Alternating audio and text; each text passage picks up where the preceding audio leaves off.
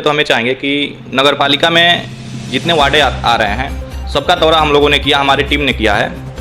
हर जगह सड़क और नाली, ये जो विकास का मेन मुद्दा है, मुख्य बिंदु है, यही नहीं बन पाया है, नहीं मिल रहा है लोगों को। तो इस पर आप लोग क्या इसकी भूमिका निभा रहे हैं? जी बिल्कुल, आपने सही कहा है। जिस गांव में दूसरा सवाल मेरा ये है कि नगर पालिका में सैकड़ों लोगों ने, जो दस्तावेज मेरे पास मौजूद है, मैं इस चैनल के माध्यम से आपको बता रहा हूँ, आज तक किसी को RTI नहीं दिया गया, किसी प्रकार की सूचना उपलब्ध नहीं कराई गई। जैसे सुनील कुमार दुबे जी का है, मेरे पास परवेज आलम जी का है, साबिर जी का है, तमाम लोगों का है। तो आखिर ये सूचना क्यों नहीं उपलब्ध कराया जा रहा है? क्या नहीं लग रहा है कि कानून का और जो शासनादेश है उसका अवहेलना किया जा रहा है नगर पालिका द्वारा? बिल्कुल किया, बहुमत नहीं उठा रहे। सबसे बड़ा सवाल सर हमारा आपसे ये है कि जो ठेकेदार नगर पालिका में काम कर रहे हैं और जिन सफाई कर्मियों की आउटसोर्सिंग कुछ कर्मचारियों को नियुक्ति किया गया, उनसे वो ठेकेदार ले आके अपना काम कराते हैं, और जो नगर पालिका का JCB है उससे वो प्राइवेट में चलवा के पैसा वसूला जा रहा है। तो ये नहीं लग रहा है कि गलत हो रहा है? ऐसा तो मुझे सुनने में आता है, लेकिन अब चूंकि वहाँ पे मैं नहीं हूँ और इस चीज़ को आदि पूछ नहीं सकता। इस समय मैं मौजूद हूँ कुशीनगर में, और हमारे साथ मौजूद है पिछले कोरोना में जब लॉकडाउन लगा था तो तमाम राहगीर पैदल जब हाईवे से जाते थे तो महीनों दिन लगातार भोजन कराने वाले सैकड़ों लोगों के, और नगर पालिका के पूर्व प्रत्याशी राकेश जायसवाल जी। सर सबसे पहले तो हमारे चैनल पर आपको बहुत बहुत स्वागत है। आपका भी कुशीनगर न्यूज़ चैनल में सभी मेरे तरफ से व सभी दर्शकों का मैं हार्दिक स्वागत करता हूँ, हार्दिक बधाई देता हूँ, धन्यवाद देता हूँ। आज हमारे चैनल पर यहाँ कुछ खास बातचीत के लिए, नगर पालिका के 44-45 महीने बीत चुके हैं और सभी वार्डों का हालात आपने हमारे चैनल के माध्यम से देखा है। क्या है, विकास के नाम पर ज़मीनी हकीकत कुछ नहीं है, सड़क नाली जो मुख्य सुविधा होती है नहीं है। सर सबसे पहले तो हमें चाहेंगे कि नगर पालिका में जितने वार्डे आ रहे हैं सबका दौरा हम लोगों ने किया, हमारी टीम ने किया है। हर जगह सड़क और नाली, ये जो विकास का मेन मुद्दा है, मुख्य बिंदु है, यही नहीं बन पाया है, नहीं मिल रहा है लोगों को। तो इस पर आप लोग क्या इसकी भूमिका निभा रहे हैं? जी बिल्कुल, आपने सही कहा है। जिस गांव में जब नगर पालिका में जुटा है, जब वार्ड बनाए गए तो उस गांव के लोगों में बड़ा एक अंदर से लोग प्रफुल्लित है कि हमारा गांव नगर पालिका में हो गया, गांव में एक अच्छा विकास होगा। लेकिन गांव विकास नहीं किया। आज के दिन में लोग ये कहने पे मजबूर हैं कि हमारा पुराना गांव ही सही था, कि कम से कम अपने प्रधान के पास जाकर अपना काम तो करा लेते थे।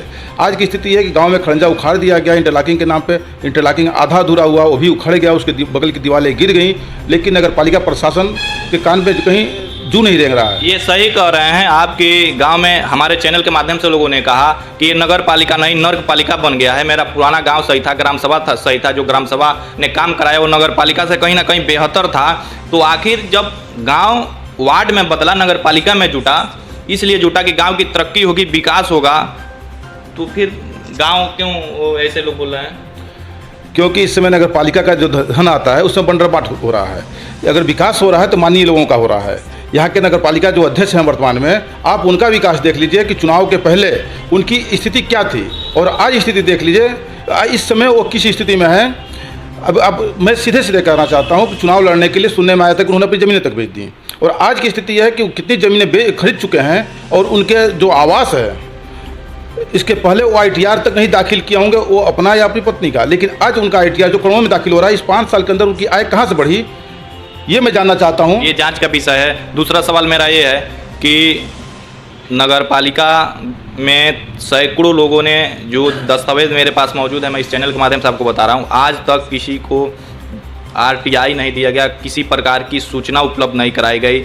जैसे सुनील कुमार दुबे जी का है, मेरे पास परवेज आलम जी का है, साबिर जी का है, तमाम लोगों का है। तो आखिर ये सूचना क्यों नहीं उपलब्ध कराया जा रहा है? क्या नहीं लग रहा है कि कानून का और जो शासनादेश है उसका अवहेलना किया जा रहा है नगर पालिका द्वारा? बिल्कुल किया जा रहा है। सूचना न देना एक लिपापोती का मामला है, क्योंकि सूचना देंगे जो सूचना अधिकार के तहत गलत तो दे नहीं सकते, उसका पर्दाफाश होना है। इसलिए सूचना देने में ये हिलाहवाली करते हैं कि कभी कर्मचारी नहीं है, तो कभी हमारा समय 6 महीने का है, तो कभी साहब नहीं है, कभी चेयरमैन साहब नहीं है। इस तरह करके सूचना देने के बाद इनका जो भी घोटाला हो रहा है यहाँ पे उजागर होगा। जैसे कि मैं बता दूं आपको, जहाँ तक मुझे जानकारी है कि पर डे यहाँ पे 400 कर्मचारियों का सैलरी मानदेय के आधार पर दी जाती है, और उनसे सफाई कर्मी 400 के लगभग सफाई कर्मी है। लेकिन अगर आज वर्तमान में परेड कराया जाए तो 200 से अधिक, 200 क्या, मुझे लगता है 100 से अधिक सफाई कर्मी पूरे नगर पालिका में नहीं मिलेंगे आपको।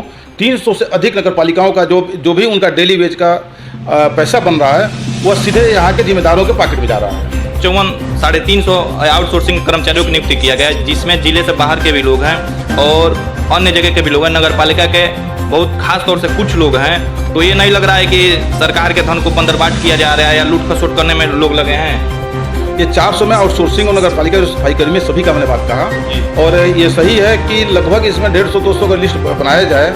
अगर वो तो जन सूचना अधिकारी के तहत वो सूचना दें तो 100 से अधिक लोग इस नगर पालिका के इस जिले से बाहर के हैं, जो कि कहीं ना कहीं किसी न किसी उनके अपने सगे संबंधी हैं, किसी न किसी के रिश्तेदार हैं, और उनका पर डे भुगतान किया जा रहा है। और जो किसी अगर उनको सामने ला के देखा जाए तो कहीं से वो सफाई कर्मी क्या एक कुदाल भी नहीं चला पाएंगे।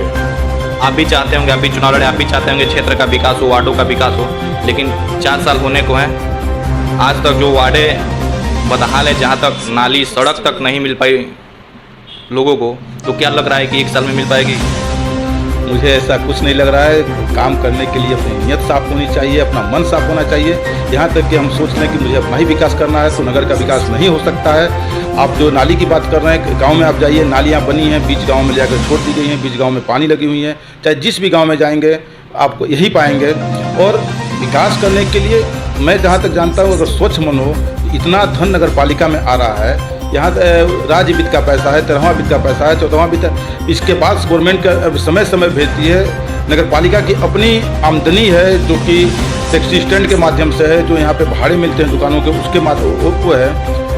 विकास करने के लिए पर्याप्त है, लेकिन मुझे खुद समझ में नहीं आता है कि आखिर में 4 साल हो गया और 4 साल में नगर में या अगल बगल के जो भी गाँव आके जुड़े हुए हैं उसमें क्या विकास हुआ। आज देखने के बाद यही महसूस होता है कि इससे अच्छा तो मैं खुद प्रत्याशी रहा हूँ, दूसरे स्थान पर रहा हूँ, लेकिन मुझे खुद महसूस होता है इससे अच्छा तो पुराना ही था, जब गांव के लोग गांव में थे, कम से कम समस्या लेकर प्रधान के पास जाते थे, प्रधान वहाँ पे जाकर तुरंत कार्रवाई करता था, उस गांव में सड़क बनवाता था। लेकिन सर, तमाम आरोप लगे हमारे चैनल के माध्यम से, लोगों ने लगाया नगर पालिका अध्यक्ष पर, उनके प्रतिनिधि पर, कि वो फ़ोन नहीं उठाते हैं। लेकिन उन्होंने एक बयान जारी किया है कि मैं 18 घंटा काम करता हूँ, लोगों से मिलता हूँ। तो आप विपक्ष में है, इस पर क्या कहेंगे आप? मैं तो ये नहीं जानता कहाँ विपक्ष में मिले, चूँकि मैं उनको कोई फ़ोन ही नहीं किया, मुझे इसकी आवश्यकता ही नहीं महसूस हुई। आज सुबह काशीराम आवास के कम से कम 20 लोग मेरे घर पे आए और कहे कि काशीराम आवास के अंदर चलिए, वहाँ की सफाई की व्यवस्था देखिए कि कितनी दुर्व्यवस्था है वहाँ पे। मैं वहाँ पे अभी 1 घंटा पहले गया था, लालजी सोनकर इत्यादि लोग थे वहाँ पे, विकास मतलब कई लोग थे। जाके देखा गया जो काशीराम आवास के सामने सड़क की तो सफाई हो जा रही है, लेकिन पीछे जो चूँकि काशीराम आवास ही बना था तो उस समय के मुख्यमंत्री ने उसे गरीब तबके के लिए बनवाया था। और आज की स्थिति यह है कि काशीराम आवास जो है उसका कोई नाम दिया जाए ये अतिशयोक्ति होगा, क्योंकि उसके पीछे जो नालियाँ जाम हो चुकी हैं, मच्छर बजवा रहे हैं, कीड़े बजवा रहे हैं। हालांकि सुबह मैं फ़ोन किया था वहाँ के जो सफाई कर्मी हैं और बाकी जिम्मेदार लोगों को, तो उस समय गया तो कम से कम मुझे महसूस हुआ कि 25-30 कर्मी लगाए गए सफाई के लिए, लेकिन वो भी केवल सड़क पे घास काट रहे थे, सड़क के आगे की सफाई कर रहे थे, लेकिन जो मकान के पीछे जो गंदगियाँ हैं उसे सफाई करने का वो भी तोहमत नहीं उठा रहे। सबसे बड़ा सवाल सर हमारा आपसे ये है कि जो ठेकेदार नगर पालिका में काम कर रहे हैं और जिन सफाई कर्मियों की आउटसोर्सिंग कुछ कर्मचारियों को नियुक्ति किया गया, उनसे वो ठेकेदार ले आके अपना काम कराते हैं, और जो नगर पालिका का जेसीबी है उससे वो प्राइवेट में चलवा के पैसा वसूला जा रहा है। तो ये नहीं लग रहा है कि गलत हो रहा है? ऐसा तो मुझे सुनने में आता है, लेकिन अब चूंकि वहाँ पे मैं नहीं हूँ और इस चीज़ को आदमी पूछ नहीं सकता है। पूछने के लिए तो बहुत कुछ है, आंदोलन किया जा सकता है, धरना प्रदर्शन किया जा सकता है नगर पालिका के खिलाफ, लेकिन पिछले 2 सालों से कोरोना कोविड काल में इस तरह के कार्यक्रम हो भी नहीं पा रहे हैं, किसी प्रकार का कि जो विरोध प्रदर्शन किया जा सके। लेकिन जहाँ तक है कोई समस्या आती है, मैं शासी अधिकारी महोदय को फ़ोन करता हूँ, कभी कभी वो मेरी बात सुन भी लेते हैं, सुना तो नहीं करते हैं, कुछ बातें करते हैं, लेकिन थोड़ा बहुत त्वरित कार्रवाई करते हैं। लेकिन चेयरमैन को आज तक हमने क्या ऐसा लग रहा है आपको भी कि नगर पालिका में पैसे कमा रहे हैं, बजट कमा रहे हैं, कि जेसीबी नगर पालिका का जेसीबी प्राइवेट में चलवा के धन लिया जा रहा है? मुझे तो नहीं लगता है कि नगर पालिका में कोई कहीं से धन कमा रहा है, क्योंकि जहाँ तक मुझे जानकारी है कि सालाना बजट यहाँ पे जो कुशीनगर नगर पालिका में है 40 करोड़ का है, तो धन की कमी कहाँ से आ रही है? अच्छा, जो 18 घंटा इन्होंने दावा किया कि मैं 18 घंटा काम कर रहा हूँ, तो क्या ये कागज में काम कर रहे हैं कि ज़मीन पर काम कर रहे हैं? मुझे तो आज तक ऐसा नहीं दिखाई दिया कि कहीं ये किसी भी साइट पर अगर सफाई हो रहा है, कभी भी सफाई कर्मियों को वहाँ निर्देशित करते हुए तो मुझे कभी आज तक यहाँ के चेयरमैन नहीं दिखे। उनके वार्डों को लोगों ने जैसे आरोप लगाया, मेरे पास वीडियो भी है कि वो तो 14 घंटा 15 घंटा सोते हैं। बिल्कुल आपने सही कहा। मैं तो खुद ही कह रहा हूँ, कभी मैं सड़क पे नहीं देखा या कभी ये कहीं सफाई हो रहा हो तो वहाँ पे खड़ा होकर किसी कर्मचारी को निर्देशित करते हुए नहीं देखा, या कभी आज तक कहीं अगर नाली बन रहा हो, सड़क बन रहा हो तो कभी वहाँ का दौरा करते हुए नहीं देखा कि कहते हुए कि ये ईंट गलत है, इसको सही किया जाए, ये सीमेंट यहाँ का मैं इसको सही किया जाए। कभी आज तक उन्हें मैं कहीं सोशल मीडिया के माध्यम से या व्यक्तिगत रूप से जहाँ तक मैं जानता हूँ कभी उनको मैं नहीं देखा। उन लोगों के लिए आप क्या संदेश देंगे जैसे पिपरैया, भरौली, डिंगवा, सबिया जैसे वार्डों में इतना आक्रोश है, हमारी टीम गई थी, हमारे लोग गए थे, इतना आक्रोश है विकास को लेके, तो उन लोगों के लिए, उन वार्डों के लिए आप क्या संदेश देंगे, क्या कहेंगे, कब विकास होगा? मैं उनके लिए चाहे सभी के लिए यही कहना चाहता हूँ कि जब भी कोई चुनाव होता है तो अब जात पात भेदभाव के आधार पर हम वोट कर देते हैं, लेकिन ये नहीं देखते हैं कि विकास कौन कर सकता है। अगर आप वोट देने के लिए वोट देते समय अगर आप इन चीज़ों को नज़रअंदाज करेंगे, जात पात से, धर्म से आप नज़रअंदाज करके चलेंगे तो आपका विकास जरूर होगा। लेकिन जब इन सब चीज़ों पे उसी आधार पे जब आप वोट करते हैं तो भी जानता है कि हमारा वोट तो तय है, हम क्षेत्र में जाए या ना जाए, कल के दिन में हम पैसे के दम पर वोट ले लेंगे, पैसा खर्चा करेंगे, दारू पिलाएंगे, गोश्त खिलाएंगे, वोट ले लेंगे, तो फिर आपको विकास देखने के लिए कहाँ मिलेगा। मैं ऐसे लोगों से कहना चाहता हूँ, सभी लोगों से कहना चाहता हूँ, नगर पालिका हो या विधानसभा का चुनाव होने वाला हो या बड़ा चुनाव होने वाला हो। एक मामला मेरे पास ऐसे है जैसे कुछ कागजें मिल पाई हैं, 1,75,00,000 के वो काम थे और पिछले नगर पंचायत के जो चेयरमैन थे उनके द्वारा 24 लाख रुपए का भुगतान करा लिया गया। बाकी 1,27,00,000 के आसपास भुगतान बिना साइट पर काम कराए केवल कागजों में इनके द्वारा कराया गया। ये सब जांच कैसे होगी, या होगी या नहीं होगी? जांच तो अगर ये प्रूफ होता है, कहीं से आता है, अगर जन सूचना अधिकारी के तो लोग मांगते हैं, अगर ये देते हैं तो जांच तो होना चाहिए। अब जांच करने का काम अधिकारियों का है, अधिकारी उस पर कहाँ तक अपने संज्ञान में लेते हैं। जांच करने अधिकारी आते हैं, सड़क पे देखेंगे कि यहाँ पे इंटरलॉकिंग हुआ है, घास जम चुकी है, पता लगता है कि ये इंटरलॉकिंग साल भर पुराना है, और जाते हैं वहाँ पे 1-2 लोग खड़ा होकर कहते थे ये तो अभी 6 दिन पहले हुआ है, उसको भी अधिकारी संज्ञान में नहीं लेते हैं, उसको 6 दिन पहले का मान लिया जाता है। सबसे बड़ा सवाल ये है सर कि अभी आपने सूचना की बात कहा, तो इन्होंने पूरे 44-45 महीने में आज तक किसी को एक बिंदु पर ही RTI नहीं दिए हैं, तो क्या लग रहा है कि अब RTI देंगे?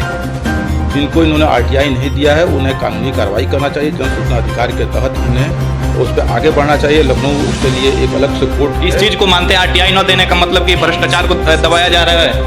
बिल्कुल, RTI नहीं देने का मतलब भ्रष्टाचार को दबाया जा रहा है। अगर RTI देते तो इनके जो भी कमियां उजागर होती।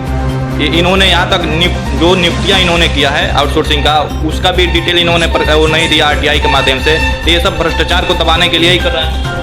ये स्वाभाविक है, इस भ्रष्टाचार को दबाने के लिए किया जा रहा है। अगर हमारा मन साफ है तो तुरंत बैठे आदमी जन सूचना अधिकारी के तहत हम उसका दे देंगे कि हमारे पास इतने आउटसोर्सिंग के कर्मचारी हैं, इतने हमने सैलरी बांट दिया, इतने पैसे हमारे फंड में हैं। ये तो आप हमारे साथ देख रहे थे पूर्व के नगर पालिका प्रत्याशी रहे राकेश जायसवाल जी, और पिछले कोरोना लॉकडाउन में इन्होंने महीनों दिन तक प्रतिदिन सैकड़ों लोगों को भोजन कराए हैं, और समाज सेवी में हर जगह ये आगे रहते हैं। सर, समय देने के लिए बहुत बहुत धन्यवाद आपको। धन्यवाद आपको।